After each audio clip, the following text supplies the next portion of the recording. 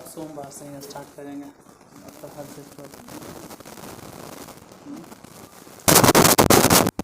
Exercise शुरू करना है ना 18.3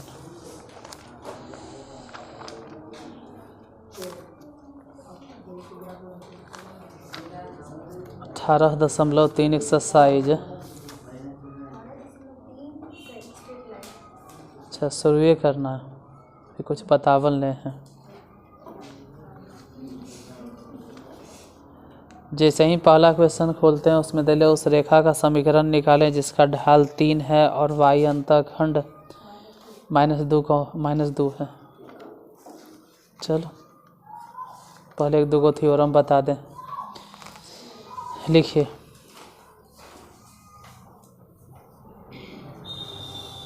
उस सरल रेखा का समीकरण निकालें। इंग्लिश बाद में बोलेंगे, पहले हिंदी बोल देते हैं। उस सरल रेखा का समीकरण निकालें जिसकी ढाल m है। उस सरल रेखा का समीकरण निकालें जिसकी ढाल m है तथा y अक्ष पर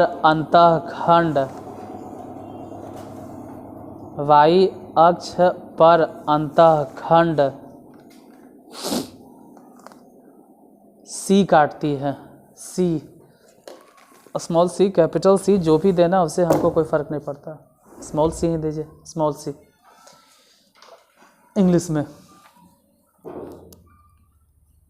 to find the equation of a straight line, to find the equation of a straight line, to find the equation of the straight line, to find the equation of the straight line,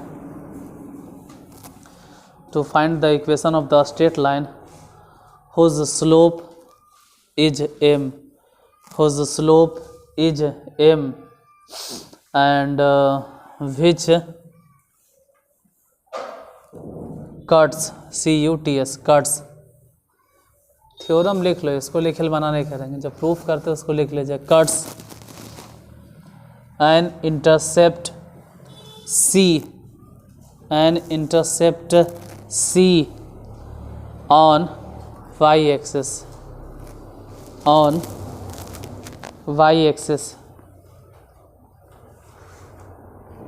मतलब slope है m और y अक्ष पर अंतःखंड है C, y अक्ष पर अंतःखंड। Exercise 18.3। किसी भी तरह से लाइन खींचो कोई फ़र्क नहीं पड़ता। मान लेते हैं कि ऐसे लाइन है, हालांकि ये लाइन तो एक अक्ष पर भी काट रहा है या काट रही है, हमको एक अक्ष से नहीं मतलब है। y अक्ष पर अंतःखंड कितना है C। y अक्ष पे अंतःखंड का मतलब होता है कि y नियामक C है और इस जगह पे x नियामक ऐसे भी 0 होता है। और स्लोप इस लाइन का दिए हुए है m। इसी लाइन पर हम अपने मन से कोई आर्बिट्रेरी पॉइंट मानेंगे। आर्बिट्रेरी पॉइंट मान लेते हैं कि x, y। इसको लिख लेते हैं, लिखो। मान लेते हैं, माना एक स्वेच्छ बिंदु, अपने मन से नाम दे देते हैं। सपोज दैट इसको P नाम देते हैं। इसको माना एक स्वेच्छ बिंदु या अपने स्वेच्छा के अनुसार से एक बिंदु माना P। इंग्लिश में भी लिखेंगे let an arbitrary point, arbitrary arbitrary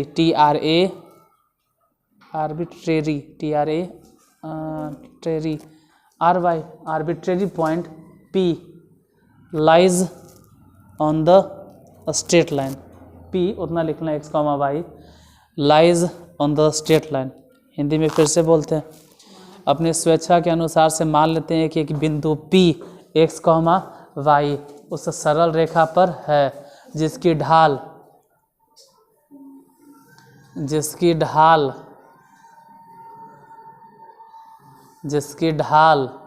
small m है। इंग्लिश में वो सब तो लिखा हुआ लेकिन हो स्लोप जिसकी ढाल स्मॉल m है। देखो एक लाइन के आराम से प्रूफ हो जाएगा। अगर हम लिखें इस लाइन का स्लोप हिंदी में ढाल, तो स्लोप के सूत्र होता है कि y2 माइनस y1, ये सब साबित कर दिए हैं, सब प्रूफ कर लेना। y2 माइनस y1 बटा x2 माइनस x1। तो फिलहाल इस लाइन पे अगर 2 पॉइंट देखें तो पहला पॉइंट मान लेते हैं कि y है और उस y में से घटेगा कौन, c बटा x में से घटेगा 0। और इधर तो स्लोप पहले से दिए हुए कितना m, तो m रह गया, आई हो गया y माइनस c बटा x। तो y माइनस c बराबर x यहाँ से हटाओ तो mx हो जाएगा।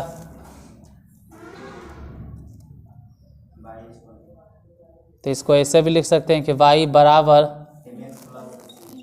mx प्लस c, तो y equal to mx plus c होता है।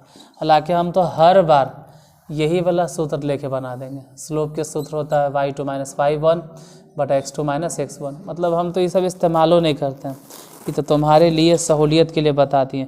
m क्या है, स्लोप, m हो गया स्लोप, c क्या है, y इंटरसेप्ट। ये प्रॉब्लम ने क्वेश्चन ने रुकते हैं, लिख लो, इसमें हम रुकेंगे, इसको लिख लो। y अक्ष पे जो अंतःखंड है वो है c और m है स्लोप, इसको लिख लीजिए, रुकते हैं 1-2 minute.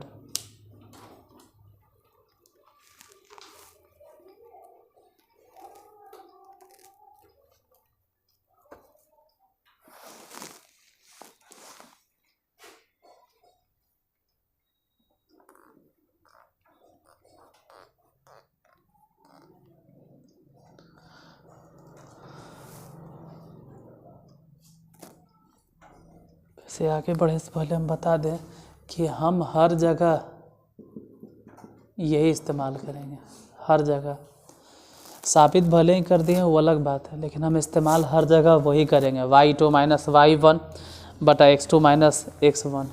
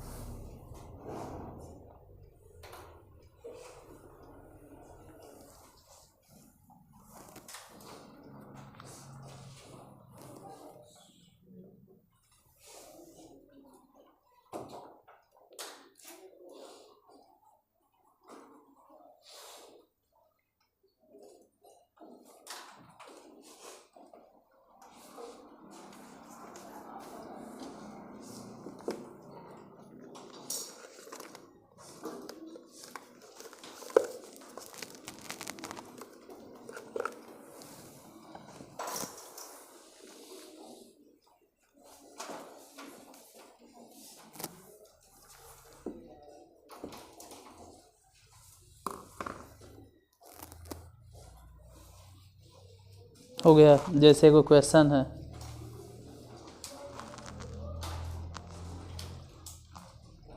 Find the equation of a straight line, find the equation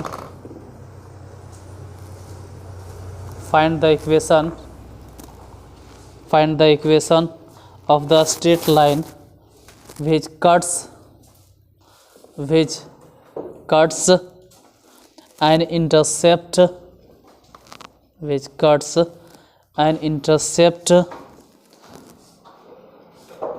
5 on y-axis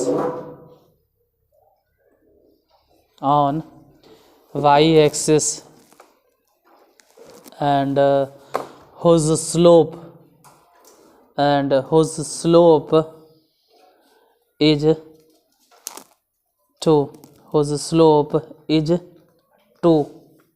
2, Hindi में अगर यही क्वेश्चन बोले तो उस रेखा का समीकरण निकालें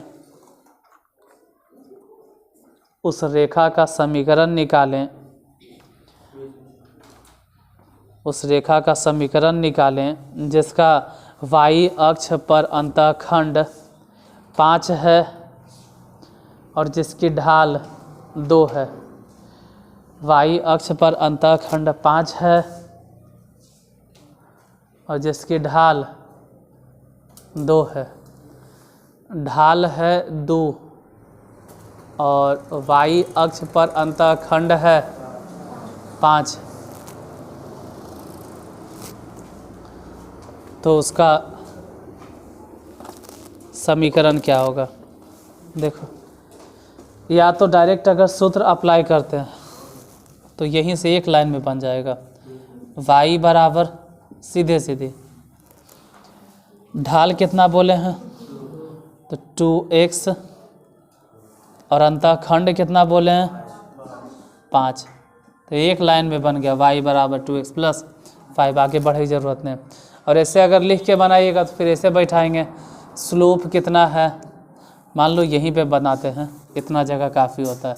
स्लोप कितना है, ढाल कितना है, ढाल है 2, और सूत्र से लिखें तो y माइनस y अक्ष पे अंतःखंड कितना दे लें 5 बटा में x माइनस 0, तो फिर गुना होगा तो 2x बराबर y माइनस 5, तो y बराबर वही आ जाएगा 2x प्लस 5।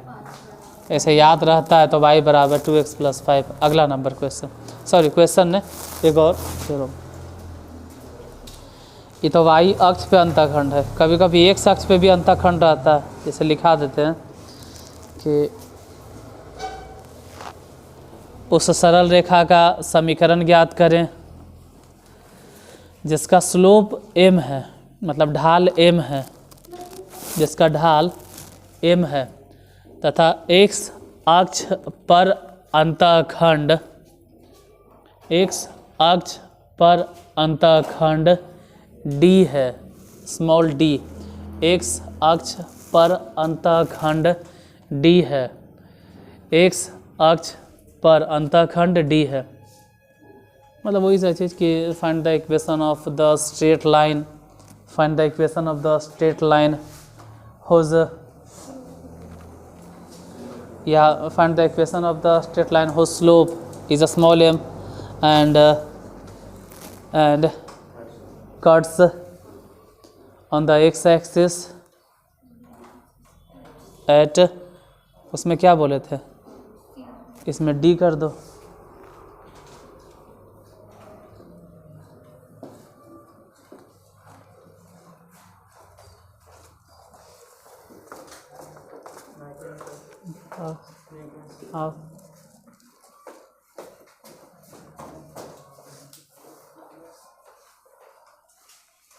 जैसे मान लेते हैं ना कि यही वाला है, फिर से स्ट्रेट लाइन इस तरह से खींचते हैं और इस बार तो y अक्ष पे देखबोन करेंगे कहाँ पर काटा, x अक्ष पे कहाँ काटा है तो d, 0, स्लोप है m।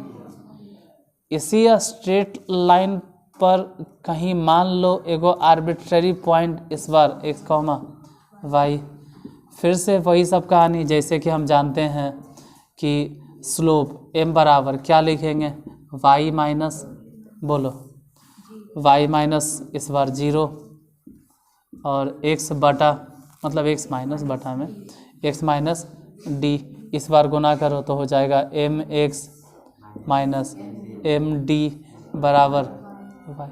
अब हर बार एक को फॉर्मूला याद करने तो आफत हो जाएगा।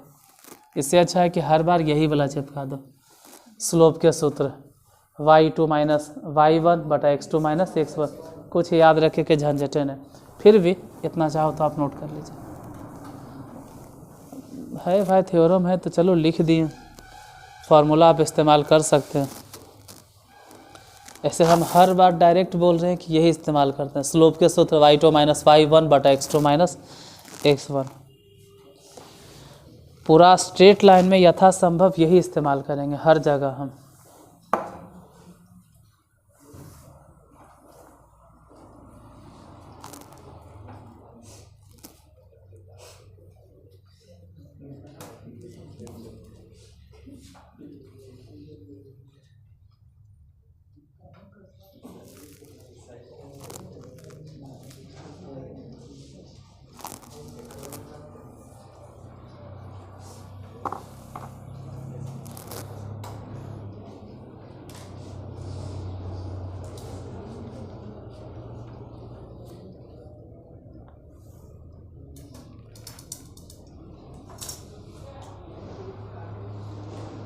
हो गया। कई बार ऐसा भी मिलेगा कि अंतःखंड नहीं मिलता है, जैसे find the equation of the straight line, find the equation of the straight line, find the equation of the straight line whose slope,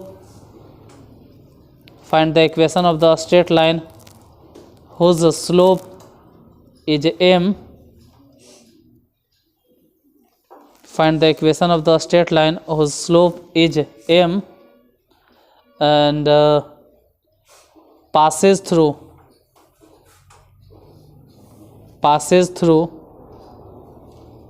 the point x1 y1.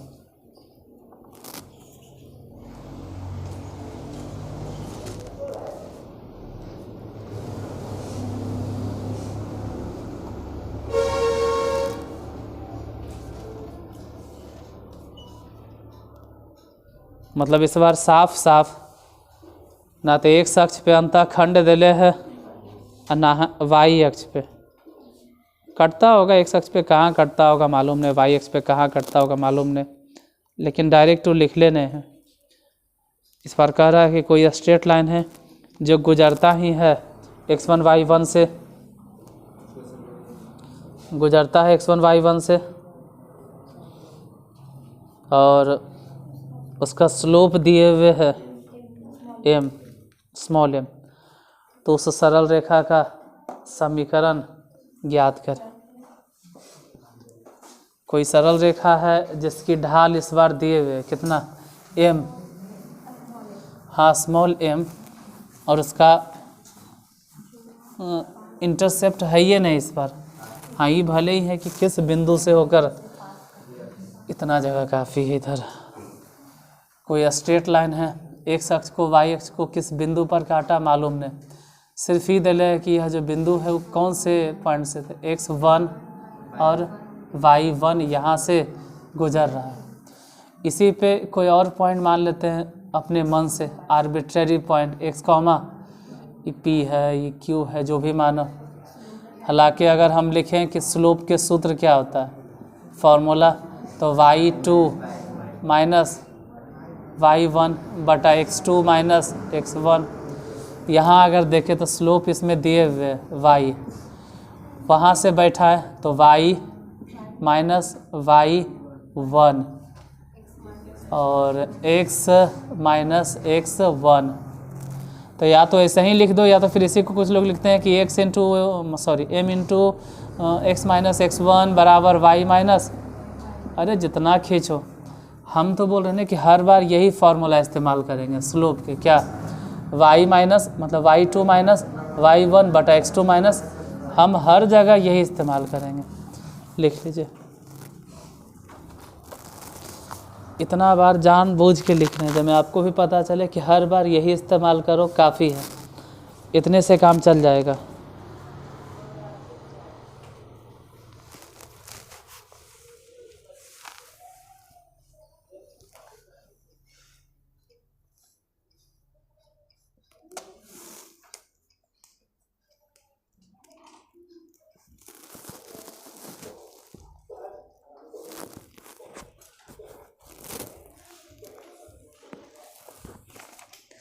Exercise 18.3 में पहला नंबर क्वेश्चन कहाँ गया, पहले क्वेश्चन है, उस सरल रेखा का समीकरण निकालें जिसकी ढाल 3 है तथा y अंतःखंड -2 है। उस सरल रेखा का समीकरण निकालें जिसकी ढाल 3 है तथा y अंतःखंड -2 है। इंग्लिश में अगर बोलें तो find the equation of the line whose slope, मेन तो इतने लिखना है, slope 3 and y intercept -2, y intercept -2, मेन इतने लिखना है कि स्लोप 3 और y इंटरसेप्ट -2, इतना जगह काफ़ी है। तो फिर भी बनाकर बताइए, इतना बड़ा क्वेश्चन नहीं है कि हम कहीं घर से बनाना, यही बना लोगे 3x माइनस 2।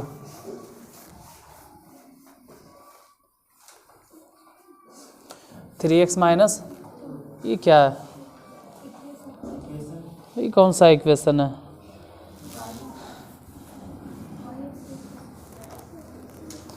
तुम लोग बोल रहे हो 3x माइनस, ऐसा कोई समीकरण थोड़ा होता है। हाँ, ये भले ही हो सकता है y बराबर 3x माइनस 2, क्योंकि समीकरण के मतलब होता है कि वहाँ पे समान का चिन्ह होना चाहिए, इक्वल टू के चिन्ह होना चाहिए।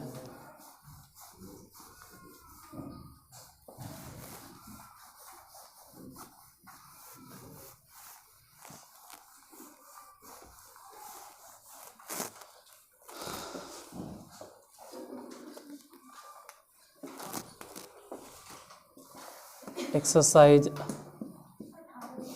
18.3 क्वेश्चन नंबर पहला। उस सरल रेखा का समीकरण निकालें जिसका y अक्ष पर अंतःखंड, तो अंतःखंड मतलब -2 ने है, तो लिखो 0, -2 और ढाल कितना दिले हैं, स्लोप 3। तो जैसे हम लिखते हैं ढाल बराबर 3, फिर y माइनस y नियामक, तो y नियामक कितना है, तो +2 हो जाएगा, फिर x माइनस 0, फिर गुना करेंगे तो 3x, x गुना कर देंगे, इधर हो जाएगा y + 2, तो बाद में फाइनली y बराबर 3x माइनस 2, जितना आया यही फाइनल आंसर। दूसरा नंबर क्वेश्चन। दूसरा में 2 क्वेश्चन है।